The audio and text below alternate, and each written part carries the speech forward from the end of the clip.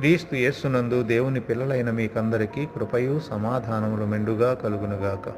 ఈ ఉదయం కొరకు ప్రభువు అనుగ్రహించిన తన జీవపు వాక్కు మత్తయి శుభవార్త 6వ అధ్యాయం 13వ వచనం.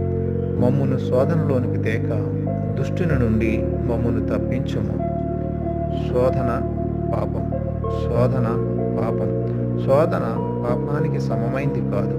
సహజమైన మంచి కోరికలు దేవుని మహిమపరచకుండా స్వార్థాన్ని సంతోషపరిచే దిశలో వంకర బాట పట్టడమే శోధన అని చెప్పవచ్చు.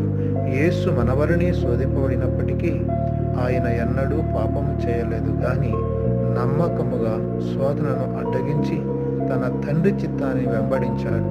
మన బలహీనతను గుర్తెరిగి మనలను పాపానికి నడిపించే శోధన విషయంలో అప్రమత్తముగా ఉండమని, కీడు నుండి తప్పించమని దేవునికి ప్రార్థన చేయాలి. అట్టి కృప దేవుడు మనకు అనుగ్రహించాలి.